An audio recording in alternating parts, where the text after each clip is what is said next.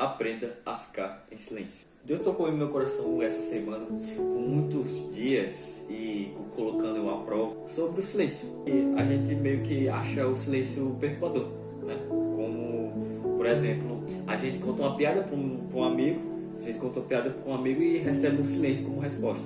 Muitas vezes a gente tem levado um vácuo na mensagem que a gente tenha mandado e essa pessoa não respondeu na hora que a gente queria. E muitas vezes a gente assim, despreza o silêncio. A gente tenta procurar preencher o silêncio com muitas coisas. Eu amo meu headset. Eu uso muito isso aqui. Eu tô usando tanto isso aqui que minha orelha tá ficando inchada já. Já tá ficando amassada minha orelha já, tanto que eu uso esse headset. Às vezes a gente tenta preencher o silêncio com muitas coisas, sabe? Colocando música, ou se não, colocando um vídeo, ou fazendo qualquer outra coisa. Dificilmente muitas pessoas conseguem fazer as suas atividades normalmente da rotina em silêncio. Tem gente que leva até música pro banheiro, sabe? O silêncio é tão importante quanto a nossa fala, a música. E Jesus mesmo, ele nos ensinou o silêncio de várias formas. Ele falava pouco. Jesus, ele nunca foi de falar muito, e ele nunca se falava para se explicar ou se justificar, mas ele falava para explicar quem era ele e por que ele tinha vindo aqui. Ele falava sobre o reino de Deus. Muitas vezes a gente tenta se justificar. Eu sei, não é fácil. A gente fica calado ouvindo uma coisa que a gente não fez, ou senão apenas a gente tenha feito algo e aquela pessoa aumenta num grau de nível, fala uma coisa absurda que você fez apenas uma pequena coisa, e essa pessoa pega e fala uma coisa absurda. Eu sei. É difícil. É muito difícil. Dá raiva. Mas só que assim, a gente precisa seguir os passos de Cristo. Cristo nunca se justificava. E olha que os fariseus, muitos fariseus acompanhavam Jesus para falar mal dele. Só que não tinham o que falar mal. Mas muitos fariseus levantavam calúnias sobre Jesus Cristo. E Jesus, ele não se justificava por aquilo, porque as obras dele já mostravam quem ele é. As obras que você faz, o que você faz, mostra quem verdadeiramente você é. Se Deus luta por você, então para que você precisa se justificar? O silêncio é a melhor resposta que você pode ter. A gente não foi isso, não foi isso que aconteceu. Mas o silêncio vai trazer paz e vai trazer sabedoria. Lá em Provérbios 21 do versículo 23, aqui ó. Quem guarda a boca e a língua guarda a sua alma de muitas dificuldades. Então, a gente tem que entender que na Bíblia diz que a nossa língua tem poder. Quando a gente discute com o nosso próximo ou com alguém que está nos caluniando, quando a gente discute, a gente perde, na verdade, a essência. Porque quando a gente está com raiva, a gente automaticamente, quando está com raiva, fala besteira. Tem um ditado que diz que a raiva é o veneno que a gente toma esperando que o próximo morra. É um ditado que eu acho bem interessante, que é assim, a raiva é um veneno que nós tomamos esperando que o outro morra.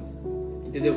Porque a raiva, quando a gente tem a raiva de um irmão, quando a gente fica com raiva do próximo, não é o próximo que se prejudica, sabe? Não é aquela pessoa que você está com raiva, mas sim você que fica com raiva, você que perde a sua paz. E aqui, como está dizendo em Provérbios, quem guarda a boca e a língua guarda a sua alma de muitas dificuldades. Há tantas dificuldades que a gente passa porque a gente não vigia na nossa língua, sabe?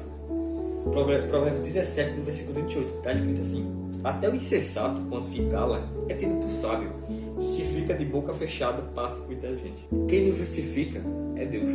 Quando a gente se entrega para Cristo, quando a gente se entrega, é Cristo que luta por nós, sabe? Eu fico pensando muito em Davi, porque assim, sabe, Saul perseguiu ele, tentou matar ele diversas vezes, só que pois Davi, ele teve várias chances de matar Saul. Há uma passagem da Bíblia que diz que Saul entrou numa caverna para fazer suas necessidades e Davi estava lá escondido, estava escondido por seus soldados. E daí Saul ficou de costas para Davi, e Davi estava com a lança apontada para Saul, prestes a matar Saul. Só que Davi, ele não matou Saul. Ele disse: quem sou eu para tocar no ungido do Senhor? Então assim, Davi, ele sabia que para ele se tornar rei, ele teria que matar Saul. Mas por que ele não matou Saul?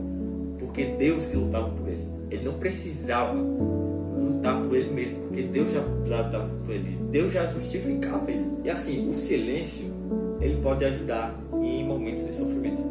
O silêncio, ele pode ajudar em diversas formas, e principalmente em momentos de sofrimento. Eu estava passando por uma semana muito complicada, e eu não queria ninguém perto de mim, sabe?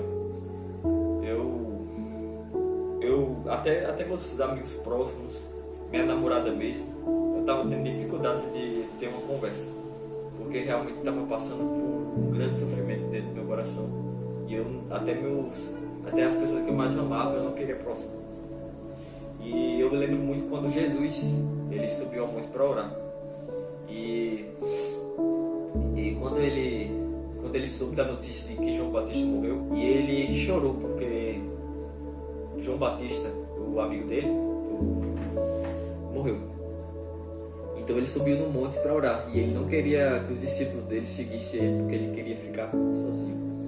E assim, o silêncio, ele pode ajudar em momentos de sofrimento da gente. Às vezes a gente está com a cabeça muito cheia, não consegue raciocinar direito, não consegue pensar, e é no silêncio que vem as melhores ideias. Então aprenda a ficar em silêncio. Aprenda a ficar em silêncio. E você vai se livrar de muitas dificuldades que você já evitará no futuro.